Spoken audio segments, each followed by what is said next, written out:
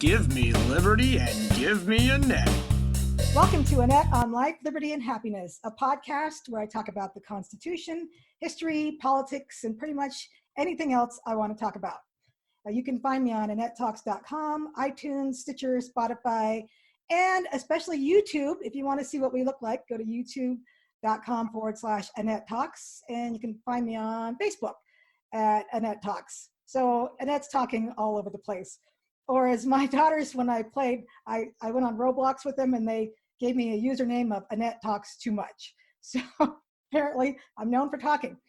And today we are going to be talking about a really great book that I picked up at the library.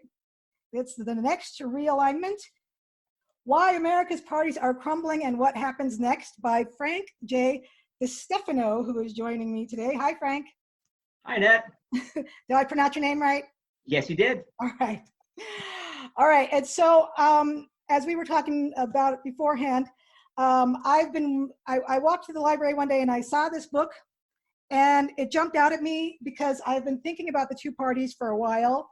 And, I've been meditating on why are so many people becoming independents and, people aren't identifying as strongly with the two parties anymore. It just seems like it's not the same two parties as I can even remember as a kid, and been trying to figure out what's going on with that. And so I picked up your book and I was gratified to find that it was pretty easy reading and very engrossing, especially if you're a history buff like I am. Thank you. And a political junkie as well. It appeals to both of those sides of me.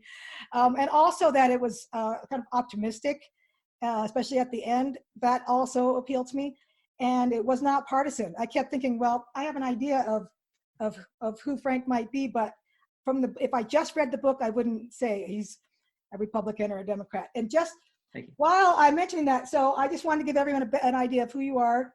And you are an attorney, and you're currently in D.C. Are you still? I'm currently in D.C., yeah. All right. And you worked as a congressional aide during the Contract with America on other political campaigns, including helping Rudy Giuliani with his policy agenda, right? That's correct. So you have some experience with this whole thing. Yeah.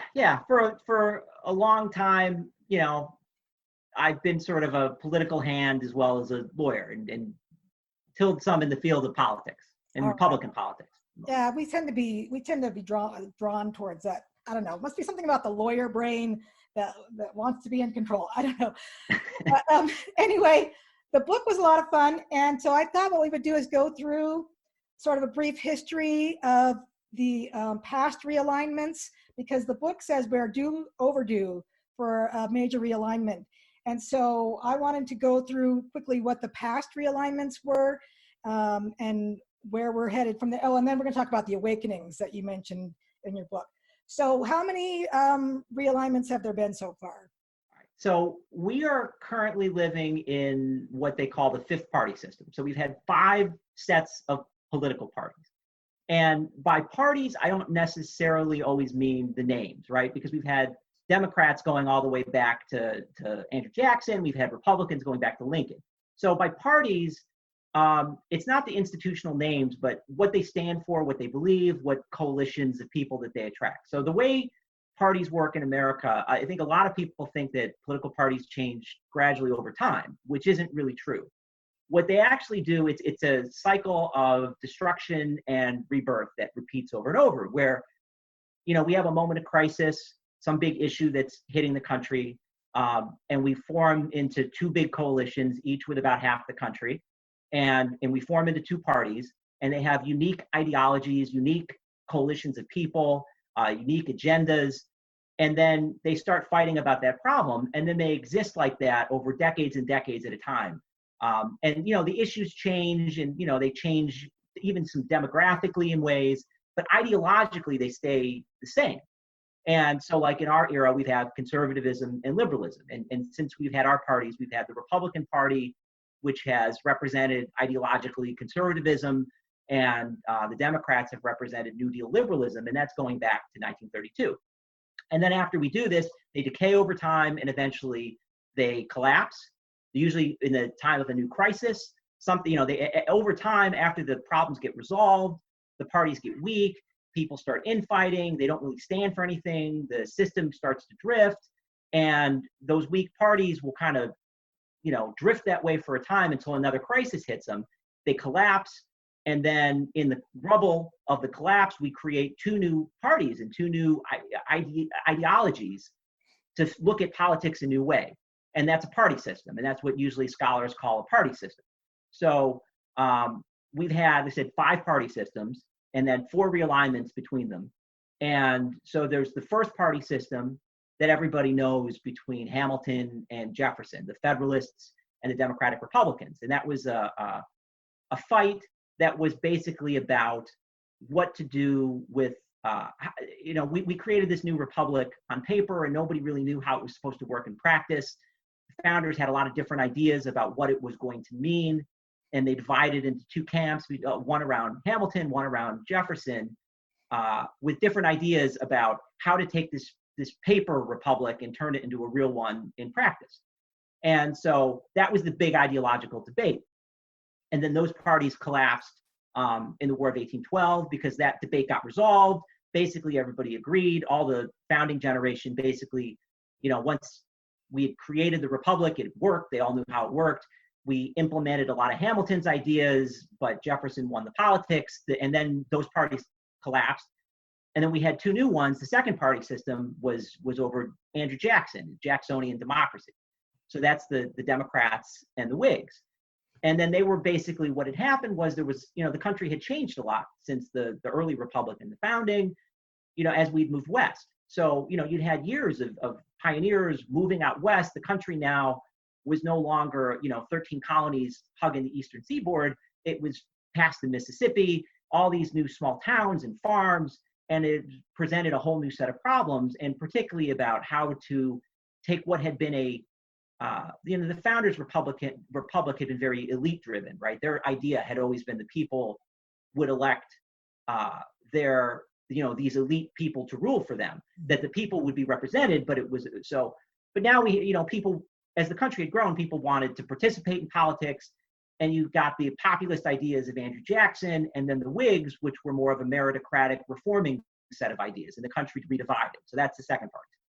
And they're fighting about the frontier issues of frontier America. And then I wanted to tell you really quickly that I finally think I have a handle on populism after reading your book. I appreciate that. You hear that thrown around a lot, but it's fundamentally misunderstood, right? A lot of times, and this idea of the people versus the elite, right? But because populism is this idea about that there is somebody, whoever is running the system are not the real representatives of the people, right? And that they have to be replaced to be real representatives of the people, that the people are people like us, and these guys are kind of alien. And it's not just, because the difference is a lot of people think like populism is giving stuff to people. And it usually flows out of progressivism or different ideas. Mm-hmm. Populists don't want stuff. They want power for people like them who they think they're the legitimate representatives of the people of the nation. They want to make sure that the people who are running the country are representatives of them. It's a very different idea. And a lot of times you see a lot of stuff called populism that isn't populism. Oh yeah. And it's funny because you can find that anywhere on the political spectrum as we know it. Mm-hmm. And you mentioned in the book that it seems an odd thing to have in this country, since we don't have an aristocracy, we don't have a class system, and yet it's still there. It's still a big issue here. And I think I was thinking that as I was reading the book, that partly that comes out of, well, at least from the presidents, the majority of the presidents in my time are like Ivy League graduate. Uh-huh. But then you can find people like Reagan, who was not an Ivy League graduate. And so there are a few out there, but then it's like, I think, and then Trump immediately comes to mind as well. And yet, he's this big millionaire, runs all these corporations. So how is he one of the little guys? He's not, but he talks down at that level. And that's why. And people see him as a way to put political control back into the hands of people like them, right? That's the whole idea. And that's, and so it doesn't even matter if he's people like them, if he's going to give political control to people like them, who they say, well, we've been disenfranchised. There's this elite that is not, of the people who are running things, and that we want political control again. Right. Sorry, I pulled you away from your. Oh yeah, narrative. I just had to I mean, it's a whole nother interesting discussion. All right, so the third part, I'll try to be faster too because I'm taking a while. But yeah, the third party system's a civil war, right? So the Jackson parties die over the fight over slavery, and we end up having a civil war, and we emerge with these two new parties, the Republicans and the Democrats, which are basically representing the issues of the war and regional North versus South. But even more than that,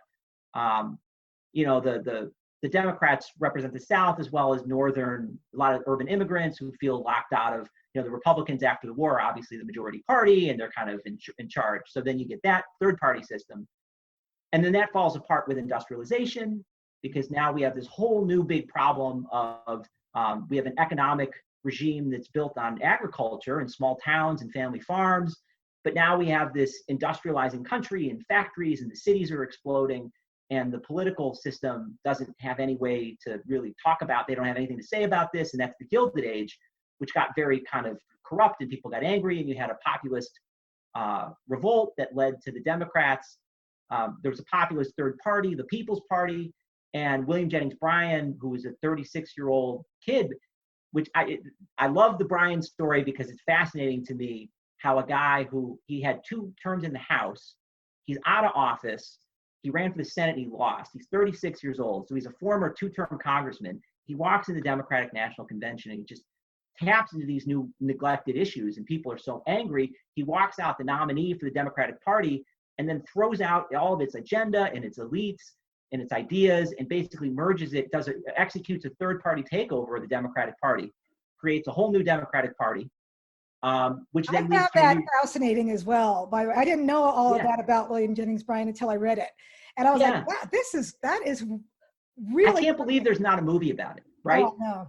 Right, like that's like, you'd think that this 36-year-old kid who walks into the Democratic convention walks out potentially the president, and then it's one of the most fascinating political races too, with basically invents campaign finance reform, or not reform, of campaign finance, because the Republican Party under McKinley starts raising all kinds of money, which had never happened before. Bryan starts barnstorming the country, doing populist politics, which had never happened before.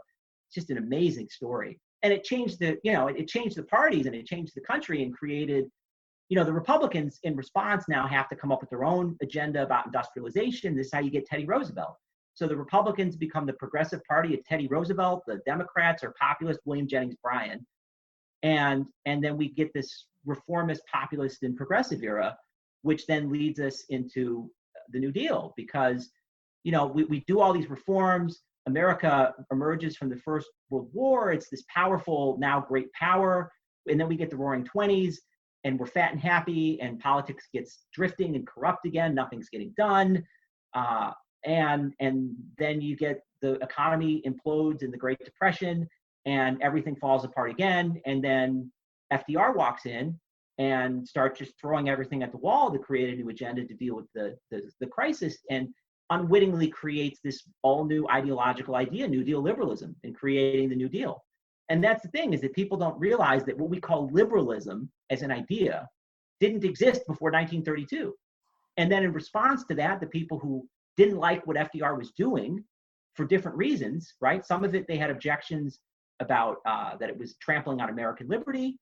And so you had the liberty people, and then they get thrown together with people who are concerned that it's trampling on traditional American values, essentially, that it's changing the nature of, that what FDR was doing was changing the nature of America and the things that had led to American success, these ideas of virtue. And it creates a new movement, conservatism, which then takes over the Republican Party. So that idea that we now consider conservatism did not exist before 1932. And it launches this liberal and conservative debate that now has framed our entire lives, but came out of sort of backwards result of this fight over Franklin Roosevelt and his New Deal and the Depression through the First World War. And then that's what we've been doing ever since. So the problem then you immediately see when you see it that way is, well, we haven't updated our politics since the Great Depression, and we don't live in that world anymore. We don't even have an industrial economy anymore, right? The fight about, like if you look at what the New Deal fight was about, they fought a lot over the size and role of government, and that makes sense because they were fighting about how to manage an industrial economy, right? You have this industrial economy that had just melted down, and you're like, what do we do as modernity had happened? Which modernity is this, cars and factories and airplanes, and then you have everything going on in Europe at the time with the Nazism and communism and these new ideas about we need a lot more centralization to run a modern country. And so these questions they're fighting about is, well, what is the role for the government in running the economy? Okay. But it was how to run an industrial economy of factories, and it wasn't a post-industrial information economy. The questions of what to do, or even an issue like what do we do about the rise of China? And the answer to it isn't really found in, well, fight big government or more New Deal. It's like something else. And we haven't updated this fight. We've been having the same fight about FDR since 1932, but the world has changed substantially, which then gets into this whole idea of these cycles of realignments, because when we have this disconnect between our problems and our political framework, traditionally, what do you see? Well, first you see corruption and drift, nothing's getting done, a lot of partisan fighting over symbolism and identity, and nothing is happening because all the real problems that the fight is about have been solved, so there's really nothing left to do, but nobody yet is glommed on how to deal with the new problems. Nobody really knows what to do about the new problems yet, and to solve them in a new way would mean dividing your coalition or somehow doing something unfamiliar, which is alienating, and so nobody wants to rock the boat.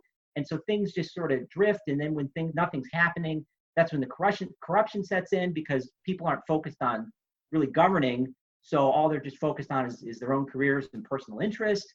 And then it goes like that for a while until you get hit with another big crisis that makes everybody wake up and say, wait a minute, we have problems that have to get solved. We need to figure out what to do.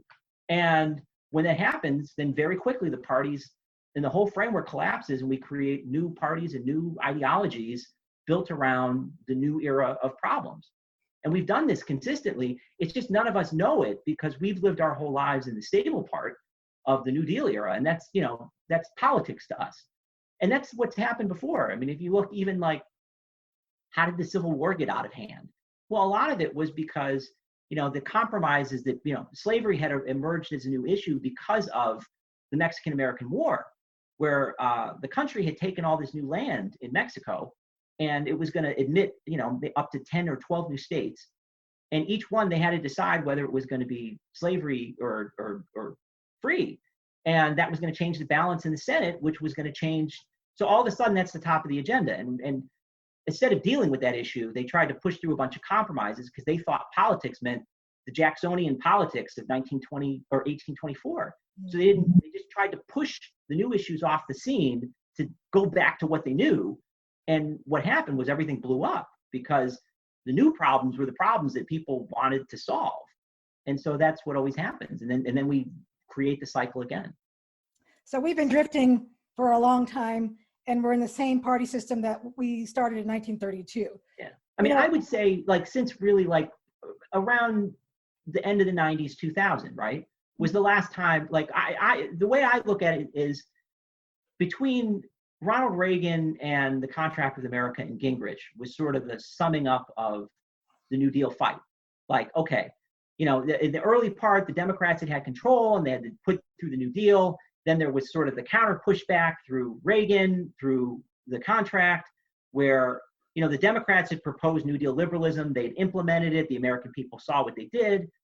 Then you had the counter pushback that was like, okay, well, where has it gone too far? Where do we not like where this has gone? Where what are the new how do we make sure that this doesn't violate other principles that we have? And then we fought about that for 15 years. And then we basically reached a point where we had reformed the stuff that the American people wanted to reform, but we at the same time they didn't want to go any farther. We're not going to do another great society. The Democrats can campaign on it all they want, but the reality is if they tried to redo another great society, the American people would throw them out of office. But at the same time, we're not going to abolish Social Security or Medicare. They're done. Right. So there's nothing, basically by the end of the 90s, there was really nothing left to fight about. And so, politics has been fierce. Like ideologically, we're fighting about a lot. Symbolically, we're fighting about a lot. But in practice, there's very little actually been happening. So why do you think, because we really are a very divisive country right now, and it seems like your book talked about some of these awakenings or reasons for that. So, but before we get there, because I don't want to forget, you start out the book basically saying, no, we're not going to have a third party, that we're a two-party country. So why is it? I mean, my libertarian friends always, and I have a few of them now, I seem to, I'm drifting that way a little bit, but you see that party never goes anywhere. And I don't know if it's because they don't want to follow the rules because they're libertarian and they don't like to organize. I don't know what it is, but why do you think we're two-party and that will always be two-party? Yeah. So, right. And before I start, there's a distinction too, because, that between third party and new party, right? So we're never going to have 3 or more parties existing at the same time for more than like an election or two, right? It will always trend back to 2 and only 2 major parties, each winning about half the vote. Why do you think that is? Okay, and so the reason for this is, and you can just even, when you reason through it, it makes sense. You look at the structure of how the republic's set up, okay? To get anything done, you need majority. You need a majority. You need 50% plus a little bit. And that's true in our first past the post voting, which a lot of people focus on. But it's even bigger than that because it's not just that to get elected, you need 50%. Then in Congress, to get anything passed, you need 50% of Congress. And if you want to, do anything that's going to stick, also you need the courts, okay?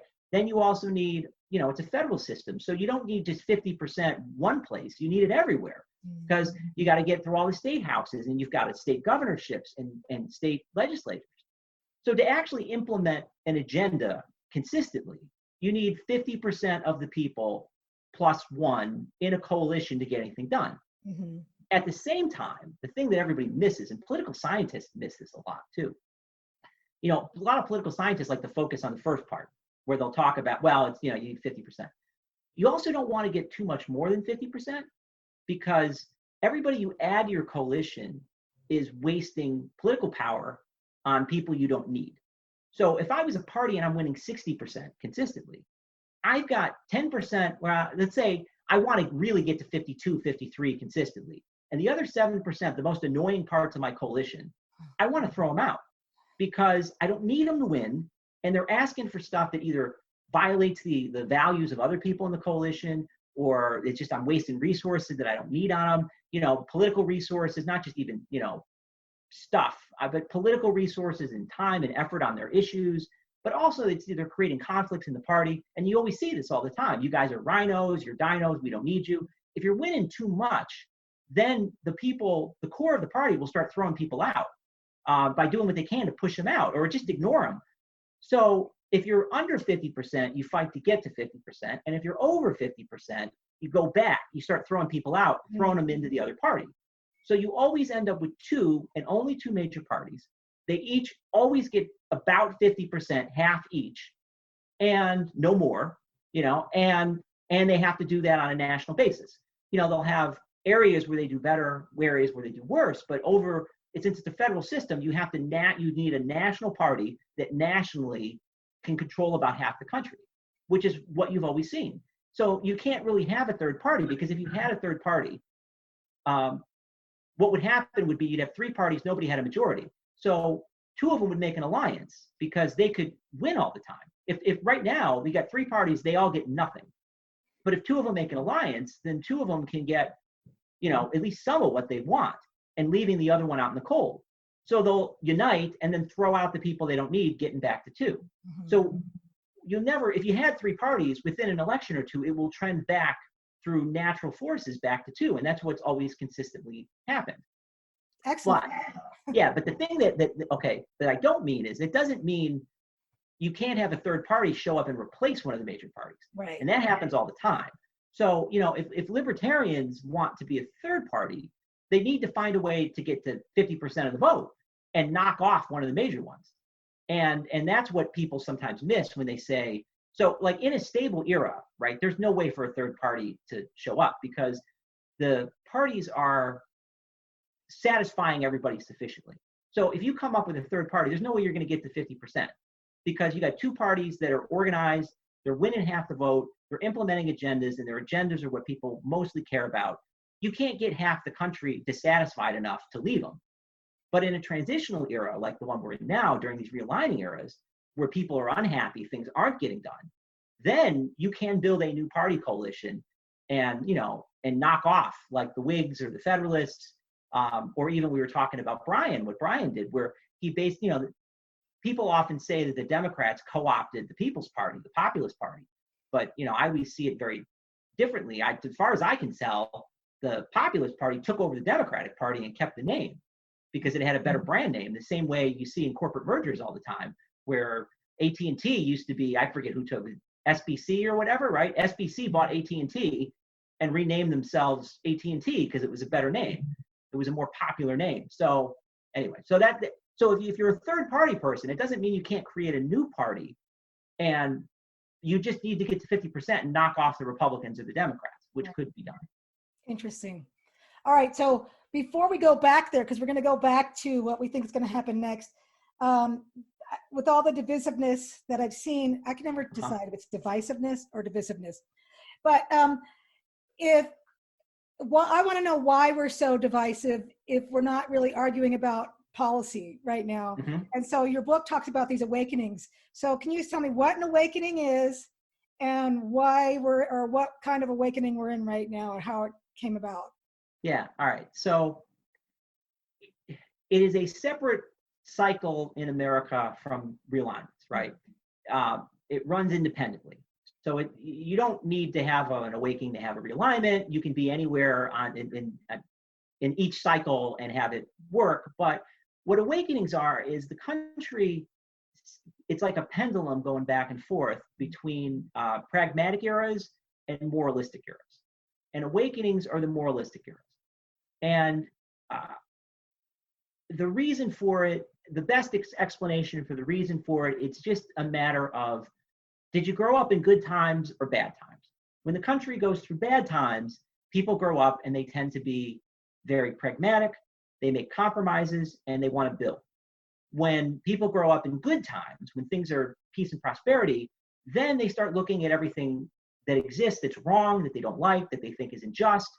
And you get these eras of moral fervor and reform about tearing down the things that don't work, that they don't like, and trying to undo things that are unjust. And you see this consistently throughout history as we go back and forth as a country, where, we have war, a huge crisis, people get very pragmatic for decades, and then we transition back to these moralistic eras. And the moralistic eras are eras of moral reform. And, the biggest thing is these religious revivals. Probably the most significant part throughout history has been they always lead to massive religious revival. And that's the name Great Awakenings. The first Great Awakening was the religious revival that helped push the country into the American Revolution. Well, it's historically debated a lot on the role between them, but basically before the American Revolution, there was a huge religious revival where people they were challenging the establishment of the church, and you had these itinerant preachers all going over America, and people were got very much into ideas of reform and social and moral reform. By the way, I had no clue about that whole thing until I read your book. Oh, really? That was some fascinating stories about those preachers. Yeah. If for no other reason, it was worth reading the book just to learn about that part of our revolution before the Revolutionary War, when that was all going on. I thought I had no clue that there were these like superstar preachers running around. George Whitefield, who became, he really was a rock star. He in particular, but and then all the people who followed him and did the same thing he did. Yeah, they were, they were itinerant preachers, and they would come and they would preach in the fields, and hundreds or tens of thousands of people would come out to listen to them. The newspapers would report where they were coming, and it was, the country was sort of in this big religious fervor. But more than that, see, the point that I always make with this too is that I don't like that a lot of this awakening history gets shoehorned as merely religious history, because it's really social and moral history, because at parallel with these, you always see even secular reformist stuff happening at the same time. The whole country wants to reform, and so a lot of it has been historically expressed through religious faith, but it's not only religious faith. You also see, a lot charitable efforts or efforts to change the laws and to make the laws more fair and all this. But yeah, the First Great Awakening, the reason it's historically contentious is because obviously a lot of the founders were, they were Enlightenment liberals. They some of them were very religious, some of them weren't, but they were caught up in the same moral fervor and this whole idea of challenging the role of the church, the establishment church. It was one step further from challenging the bishop to challenging the king. And it was kind of a big stepping stone for a lot of people, where they were trying to fight the establishment churches and throw out the bishops and create what was basically the first evangelical movement in America. And in doing that, it caused people next to be like, well, if I don't have to listen to the bishop, why do I got to listen to the king? And it spurred us to revolution, as well as just the general moral fervor in society. People wanted to fix things. They wanted to reform things. They didn't want to accept things they thought were broken. And that spirit had washed over the country. But then again, after the revolution, that all dried up because people got very pragmatic again, because they'd just been through a war and a lot of people had died and it was very disruptive. And so then, the early republic was a period of building again. It was the religious revival ended, the reformism ended. People got very much into compromise and pragmatism and building the structures of the republic. And then there was another awakening started around the 1820s and really got going by the 30s and 40s, which was the Second Great Awakening, which was another huge, it was probably even a bigger, I guess you'd say, which is the bigger religious revival, but the Second Great Awakening, which created all these social reform movements, which the most important, which was abolition, and as well as women's suffrage, temperance, all these, and that's what I always find fascinating too, the people that don't, people who know, but the intertwining between abolition and the religious revival and women's suffrage, which now people think is like somehow different issues and opposed, and it's all the same movement, right? Yeah. And that which a lot of it, which drove the Civil War, where the country then people didn't want to compromise. They didn't want to deal with things they thought were unjust. And then you saw the secular side of it too, with transcendentalism and all this came out of the same era. And then the Third Great Awakening was the one that created the progressive movement, which was, again, a lot of people don't realize how religiously driven a lot of the progressive movement was.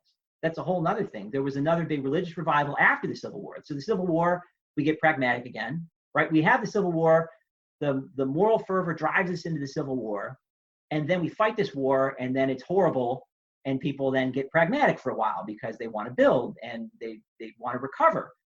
But then when we start hitting to the end of the 1800s, now you have another big moral revival, which leads to the Third Great Awakening, which is the one that led to this idea of the social gospel, which was that it was your duty as a Christian to do social reform, which is you saw these people going out into the cities to try to do charitable work, with the tenement houses, things like Hull House and Jane Addams, as well as to change the laws. And the country got this moral fervor again. And then that dried up after the First World War, because again, big trauma and people get pragmatic again. And that's how politics was that through the Second World War. And then in the 60s, we got moralistic again, because baby boomers, things are going good. We have a new generation that doesn't, not the post-war generation that wants to compromise and build, but they're looking and seeing things that they think are unjust. And it has what's fascinating about this awakening era, which is, so the first three are very sort of textbook Great Awakenings. A lot of people use the term Fourth Great Awakening for the 60s, but sometimes it's contentious because there was the evangelical revival of that time, which kind of really kicked in about the 70s. Like the late 60s, you started seeing the really young people, though, through the counterculture, which was a moralistic reform movement, which we don't consider as religious, but had all the hallmarks of this. But then the other side of it, which was as they got a little older, you started seeing also channeled through religion, through the evangelical movement, which then became the religious right. And the country has ever since been in a moral fervor where we've stopped worrying about compromising and building an economic and pragmatic things, and we started fighting about moral and social issues, about right and wrong. And in these eras, things always get very divisive. And in this in particular, what's very sort of unique about our era is usually these reformist eras have they're sort of one big movement. And here, because of the split between secular and religious, it kind of split into two movements. So because of that, now you have two moral reform movements with each thinking the other side's idea of morality and reform is an anti-reform, and they went to war with each other. And it is just ripping everything apart in politics. And it has been it's made, I mean, it's very similar in some ways to the Civil War movement, which kind of went a little bit of slavery kind of played a little bit of a similar role, but I don't think it didn't divide. I mean, there were still moral arguments made on the pro-slavery side, but this is much more. And I think a lot of the divisiveness in what we call partisanship isn't really partisanship. It's this moral reform movements clashing into each other, each seeing each other as evil because each sees the other side, what they see as a social and moral reform as an anti-reform. And they're both sort of drunk on moral fervor, and they've gone to war on and there's no way to compromise. So there's no way in politics when that's going on. We're not pragmatic. We don't want to compromise because we're fighting about in people's minds, not about what works best, but what's right and what's wrong. And you can't compromise over right and wrong. It's good and evil. So it makes politics always very, very hard. So that's, yeah. So it seems to me as I'm listening to this, and I picked up this book right as the shutdown started, right? And obviously the book was written before that. Yep. But because, the libraries are shut down, I've got to keep the book for quite some time. Which is great. Hey. I just need to buy it because it's got so much great history in it and that I'd like to reference. Like, I didn't know a switch in time saved 9. I used to think it was a stitch in time. And so, I mean, I knew about the court packing idea from FDR, but I didn't know that was the switch in time. Well, I think stitch in time existed. I think the switch in time was a play on words of the stitch in time. Okay, well, so that was, yeah. Better. That makes me feel better because though the one that I didn't even know until I went into this, I didn't know that brain trust came out of FDR's brain trust. Yeah. People talk about a brain trust, and then you realize the politics trusts were the big political issue with Teddy Roosevelt, right? Right. So with Franklin Roosevelt, he had a brain trust, and you're like, oh, just like Standard Oil was a trust, but his is a brain trust, and now people throw that word around. They have no idea where it came from. Yeah, that's a fun thing about words and phrases when you find out where they came from. So, well, I'm glad to know that it wasn't just me thinking a stitch in time. No, yeah, I think the stitch in time, if I'm right about this, I think this expression existed, but the switch in time was a play on words on it. The switch in time that saved 9, which was the court packing, or the change of votes that ended the court packing. And it's a fascinating time period. But anyway, so, we were talking before we started recording about how things have been so divided. I'm going to say divided now. Yeah, I think it's fair. Yeah, I keep thinking divisive and divisive. Those two make me crazy. But anyway. I think it's just potato. It's like, I think it is. All right, so they've been that way for a long time, but then, and it was mostly the big government, small government argument. Right. But then this thing happens and we're all like shut in, right? And so the first everyone's freaking out. So there's like, it's a major event. So there wasn't a whole lot of, that going on. But then you started to notice that half of the country seemed to feel like, yes, this is a good thing that we're all in here and we're all like, it was like the moral fervor thing again. We're saving lives, right? Stay home, save lives. That's a little, right. If you had Facebook, you would know that that's a little thing that they put on your pictures is like, stay home, save a life or whatever. So it's become a moral issue, right? If you're a good person and you want to do the right thing, you're going to stay home, save lives. Whereas the other half of the country, especially after, the initial few weeks are passed and the ambulances aren't going up and down the street collecting the dead, right. Are saying, we don't want to stay home anymore. Like, we're going to lose our jobs and we're going nuts here, And so you started to see back towards the division. And so you have one half saying, stay home, and the other half starting to say, open up. And as the weeks go by, it's gotten more and more divided that way.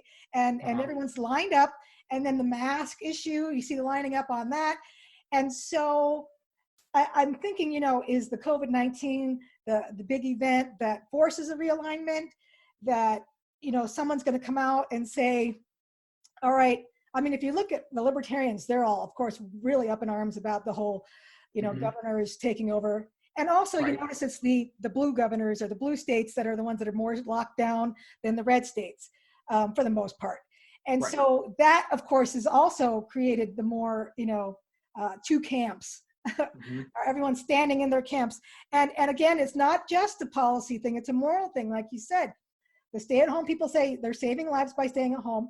The open up side is saying you're going to save people from committing suicide. You're going to, feed people that are starving because they're unemployed, yada, yada. So what I'm thinking is, what's the way forward here? Like, what's going to happen at the end of this? Is there going to be, and I want to get your opinion on what you think, is there going to be an individual or a group or a party that's going to step in and be really, take a really strong stand that people are going to relate to on that and create a new party? Because in your book, you talk about we need someone or a party to come up and say we want to save the American dream, or we want to promote the American dream, which I really love, because I think everyone sees the American dream as a real thing and as something that we all aspire towards living. Yep. And they just have different ways of getting there. And so I'm wondering, and I love it too. And I don't know, I just started designing t-shirts to sell, because I love t-shirts because they make statements that you might not be able to make, but also it's a way to make a little money off of this thing. Sure. But, and so after I read the book, I started thinking of American Dream t-shirts and how much fun that would be to start focusing people in a positive direction. So given all of that, like, what are you thinking? Like, what direction do you see, or where do you think we're going with all this? All right, there was a couple of questions in there, so let me kind of unpack them. So I think on the pandemic, obviously I wrote this before that all happened, right? And what I said was, and this is just looking at the patterns of history, right? There are three things that have to happen to trigger the realignment, right? You have the decline of the old issues that the parties are built around. All right, well, we've had that, right? Okay, you have the rise of new issues that the parties aren't built or structured to address, that they don't have a framework and solutions, their toolkits don't have tools to deal with these new problems. All right, we've had that. And then the third was a crisis that finally kind of exposed the decline in the institutions and the parties and then knocked the whole thing down. And when I wrote it, I was kind of not sure what the crisis would be. And I was even a little worried about that, because I was like, well, I mean, if we had the crisis, what's the crisis? Has it already happened? All right, and now this all happened. I'm like, all right, that's the crisis, right? Because the point of the crisis, and so if you look, that's the Great Depression, okay?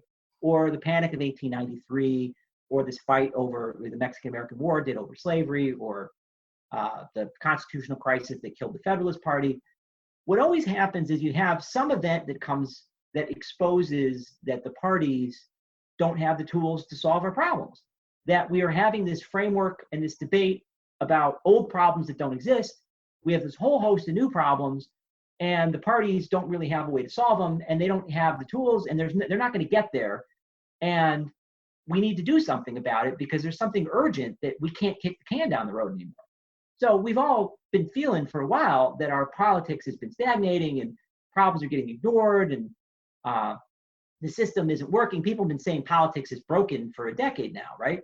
But now the pandemic is the kind of issue that then focuses everybody's mind and says, oh, okay, politics doesn't seem capable of dealing with these problems. Now, all these fights we're having about masks and all this stuff, like, a lot of it to me is people, what nobody knows what to do. You have two parties that have these toolkits of liberalism and conservatism that don't have tools on what to do, right? That the solution to the pandemic isn't create a big government agency to regulate and plan, okay? That you can't fix it that way. And you can't fix it by just fight big government and then the pandemic goes away. Right. So you need something else. You need some set of tools to be like, all right, what is a policy to deal with this problem? And it's not, it's one of many, but this whole thing we're talking about China being AI. What are we going to do about the rise of AI? fight big government. Well, that doesn't make any sense, right? There's got to be something more than that. You got to do something, okay?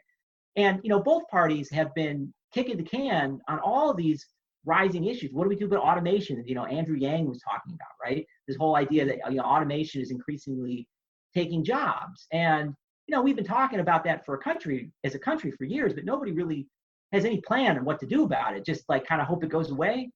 And it's not going to go away. So we have all these problems that and the pandemic has been the thing to me that now we're fighting about, because it's focused everybody's mind on, well, what do we do? Okay. And this fight is because none of the political answers we've seen are really good answers. It's just been kind of like, let's try to muddle through this the best we can. And people are getting mad. And, people on the right and the left are getting mad for different reasons, but they're all mad that we're muddling through what is a huge crisis, and nobody seems to have a good plan, nothing that they can sell and say, here's our plan, and then we're talking about, well, are we going to open up? Okay, well, if we open up, then a lot of people are going to get sick. All right, do we close up? Well, if we close up, now people can't earn a living. Well, both of those are obviously not good answers alone. There's got to be something more than that. Well, what is it? Nobody seems to know. Okay, who's working on it? Doesn't seem like anybody. Nobody's working on it. Nobody's really thinking through, like, okay, what's a new set of tools that we can do this? Doing, whether you like the New Deal or don't like it, what you could see is FDR, the way it happened was he didn't have a plan when he went into it. He just was like, I got this problem. And he started throwing things at the problem to try to fix it. And what he backed into was this new ideological idea on how government should work. But nobody's doing anything like that. And that's why I think when you look at this, you're like, well, of course everything's going to fall apart.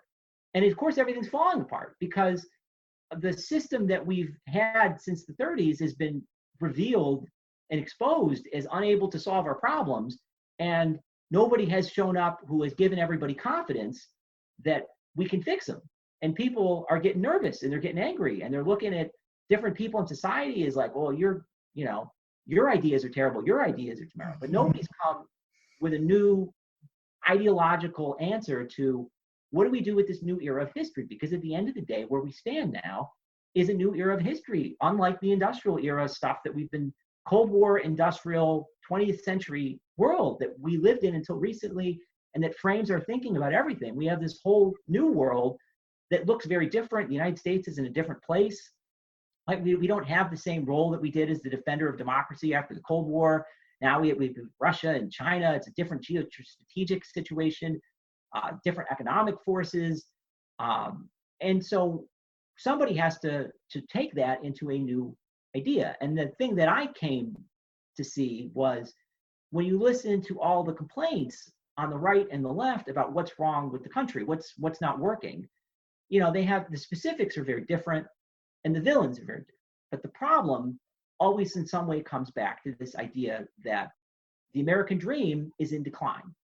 And the American dream, which I get moved by it as an idea, because it's this idea that in America, it gets sometimes dismissed as a dream about prosperity, which is just a part of it, right? The prosperity is nice, but that's not the point of it. And even look back to when it was originally coined. It's a dream of opportunity. It's a dream of limitless social mobility. It's a dream that in America, this is a country where no matter where you start, no matter who you are, no matter who you know, there's a level playing field for you to achieve your dreams, whatever they happen to be. And you get to define for yourself what it is that you want to achieve. Who do you want to be? And then you get to go out in society. And there's no guarantee of success, but there is a guarantee of a level playing field. And that you will be treated fairly, and you will given a fair shot to achieve whatever you want in life, however you personally define it. It's not what your parents told you had to do or what you were born into. You can just become or do or be whatever it is that you want to be. And that's the idea of America. And that idea seems to now, people feel like it's a lie, right? You hear this on the right and the left, that, the game is rigged, that there's no real opportunity anymore, that people are stuck, that there's some group in charge of making the rules who are looking out for them and their friends and people that they like, and that people like me no longer have a level playing field. And I hear that on the left and I hear it on the right. I hear it everywhere. People feel like this promise, that is this promise of the American dream, which is key I think, to this country's identity and to our psychology as a people, people feel like that's under assault. So if you look at what the core problem of this next era is, I think it's that, like, how do we restore the promise of the American dream for everybody? And I think we need to have a debate about that as a country. And I don't think there's necessarily even just one answer to it. One of the things about that is I think there's different answers. People have different ideas about how to get there, and let's talk about that. Let's have a national debate about what we can do and what ways our institutions need to adapt and change in a new world, so that everybody can feel confident that the American dream is still a reality, that this promise that's key to us is a reality in the world. So that's if I had to reorder our parties, which we're going to have to do, that's the debate we need to order them about. That's the debate as a country we need to have, because whatever the answer that you agree on, that's the problem. And I think if we can do that, we could lead to a new era of, this worry that America's in decline, which is one of these things that's both scary and silly, because it's scary because it could happen, right? I mean, democracy in our republic we were born with it, but it's not, we have to sustain it. Like, it doesn't just happen. It didn't just, like, there's something in Missouri that just creates democracy. And so we sit on this patch of land and we just get it. Or prosperity, or, being a great power, all this stuff. It's not just part of the land. It's something we made. So it could decline, but it doesn't, there's no reason for it.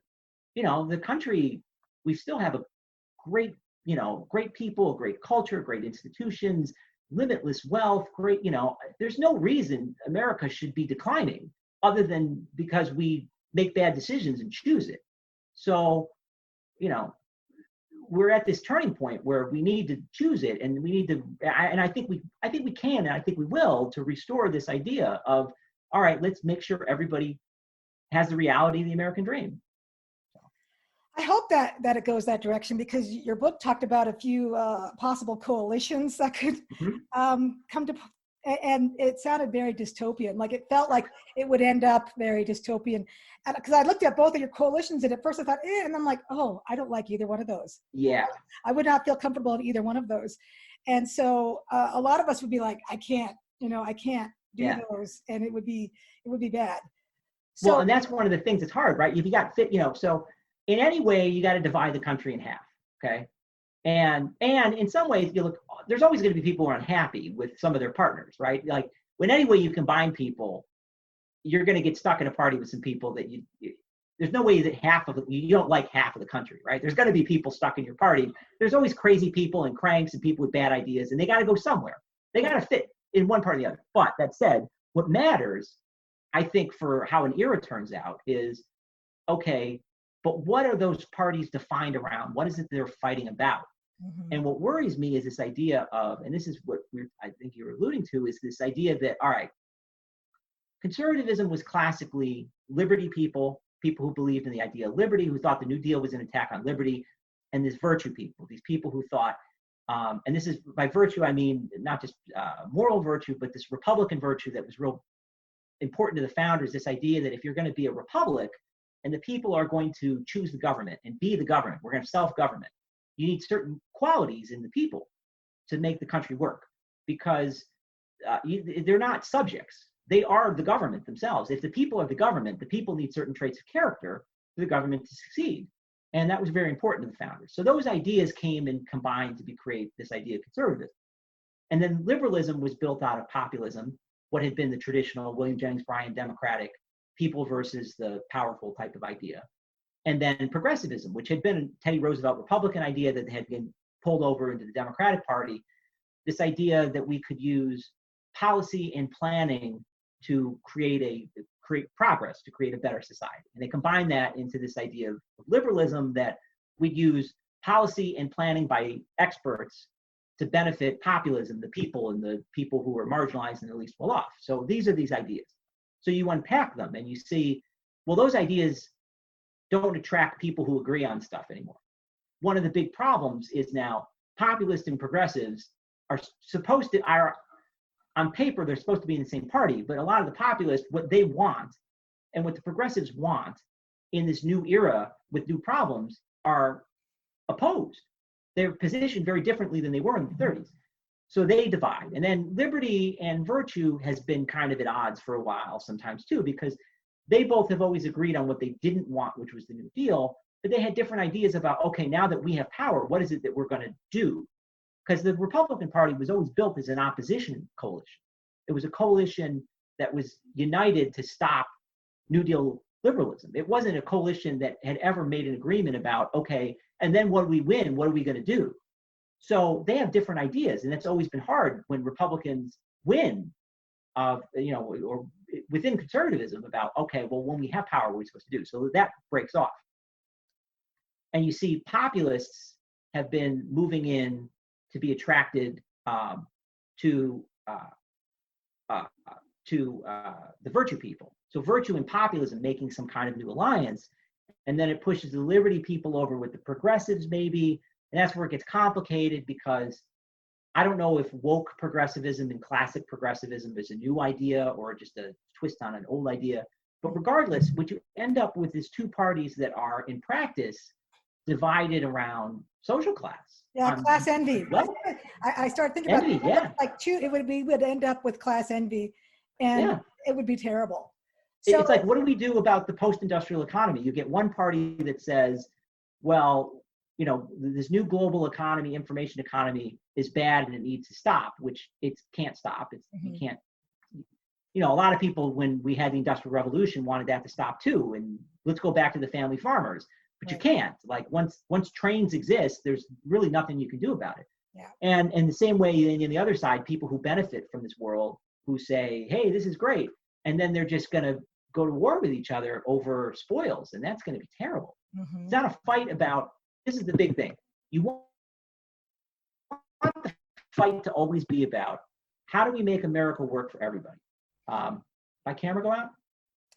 Yes, it did. Sorry, yeah, did I just lose my camera there? You're back now. Okay, good.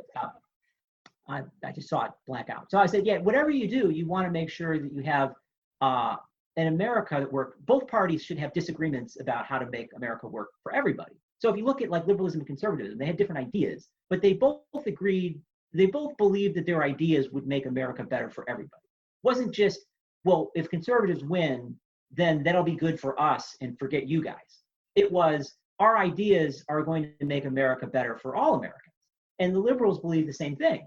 But if we start having a debate that's about how do we seize power so it benefits us and stick it to those guys, that's terrible. Yeah, we don't want that. So what I'm thinking about possibilities, and the William Jennings Bryan thing kind of catches my imagination. And so I was just thinking of one kind of far out possibility was because Justin Amash was looking at running under the Libertarian banner and decided not to. So I was thinking and I don't even know all of his policy stands or anything, but if someone was to come along like him, who sort of stood outside of the parties a little bit and comes in with like a plan that like something we've never seen before and says, but I'm going to pass this by the Republicans because they're closer to where I'm at and maybe I can pull them in and kind of hijack that party with a whole bunch of new ideas, then something like that maybe could be what happens is we get a realignment from, or it could happen on the other side. So someone comes into the party with like, I'm sick of all this. I've got some fabulous ideas. I've been brainstorming this, and I've been talking to Elon Musk, or something like that. Someone that can come along on one party or the other with like a boatload of just fabulous ideas and say, this is what we need to do, and maybe a brilliant speech at some point. And Reagan, remember Reagan's speech was A Time for Choosing? Is that what it was called? Oh yeah, which created his for his speech for the Goldwater campaign that created him as a political figure. So maybe something like that. I think it's very possible. Right. So there's two ways this goes, right? The party replacement or party. It's going to happen either way, right? One of two things are going to happen because the current situation is unsustainable. So the bad way it happens is like the Whigs, where nobody does anything, nobody comes along. And we just keep punting until things get so bad, one of the parties gets so angry at each other internally, it collapses, right? And that's a nightmare because then you have to do it in the middle of chaos, and every idiot with a bad idea rushes into the vacuum before stability restores. All right, so that would be bad. The better way that this happens, and the way it happened, we said with Brian, or even with FDR, is that idea that somebody comes along and just says, I'm going to throw out the old playbook and start from scratch. I have a whole new set of ideas, and I'm going to run on this party, and then the party resorts, because when that person wins, people who don't like what they have to say leave, and people who do like it from the other party move, and then you get what is effectively a new party under the old brand name. And I was kind of expecting somebody to try it in the Democratic primary this year. I was watching the Democratic primary like intently, because the opportunity is so obviously there for somebody to come along and say, you know what, forget liberalism and conservatism. I have a whole new idea and a whole new ideology that I'm going to apply, and look at how I'm going to make everybody's lives better. And I think it could work. I think if it didn't work now, it could work in 4 years. They could be the start of something. And I was expecting, out of all those candidates, somebody to try it. And the guy who got closest was Pete. I was watching him because when you think with Brian, the fact that he was in his 30s and everyone was like, well, he can't win. I was like, well, Brian was 36. I thought Pete might be the guy to try it, but he didn't. Yeah. He wanted to stay in the old Democratic coalition, right?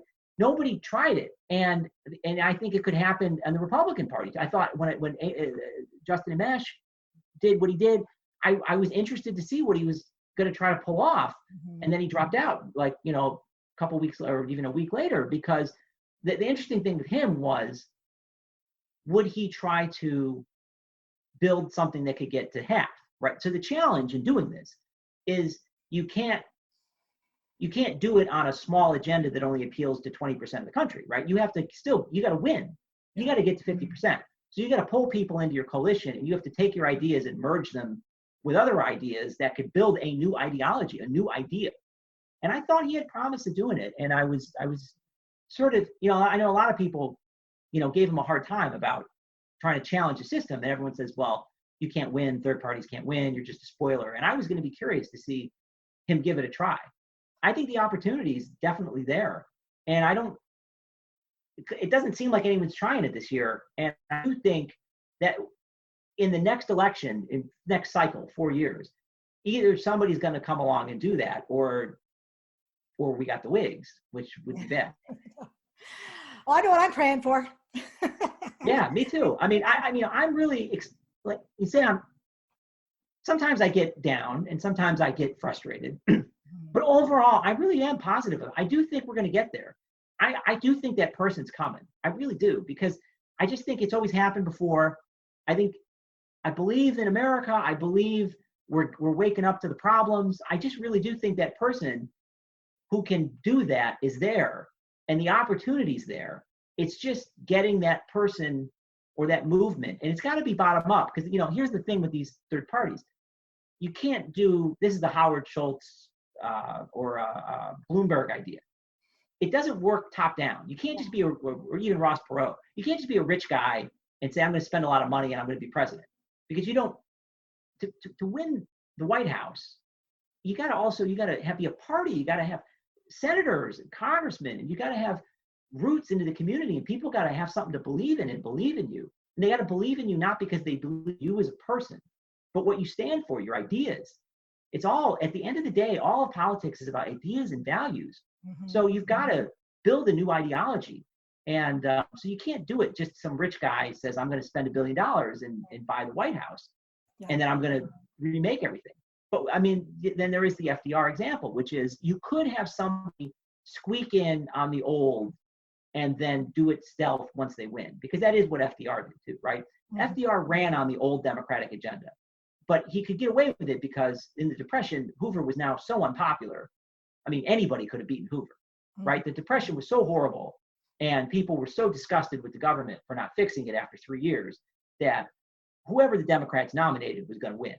So, and then when he won, when he ran, he wasn't clear. I don't think he even knew what he was going to do. And then he reinvented the Democratic Party. So you could have somebody try to win the old way and then come in and throw it out. But anyway. Well, I'm looking forward. I think we're going to get there. I do think that person's coming. I do. Awesome. Well, we're not living in boring times. No, we are not. Never bored. Sure. Never bored. And now I've got something else to be watching for, to see. And now, since I've read this book and we've had this discussion, I'm going to be watching every time someone new comes along. Is this it? Is this the person? Are they going to have the ideas? You're going to watch it like me, because that's what I'm doing. Yeah. If and when it happens, you need to come back on and we need to talk about it. I'd love to. Awesome. I'd love to. Well, I appreciate you so much.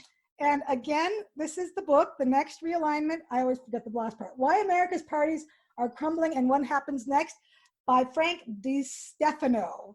Correct. Got it right. All right. And yeah, go get it. We have a lot of time to read right now, people. So it's a fascinating book that if you like history, if you like politics, if you just love Americana, you're going to love this book. It's wonderful. So thank you so much. And yeah, let's keep in touch. I'll have you back again and we'll follow this whole situation. And listeners, thank you for listening and watching. Go check me out on AnnetteTalks.com, YouTube, Spotify, iTunes, Stitcher, et cetera, et cetera. Weigh in, let me know what you think. I would be really curious to see what some of my listeners and viewers think about this whole idea. And if you have any people or groups that you think will step forward. So thank you for listening to Annette on Life, Liberty, and Happiness.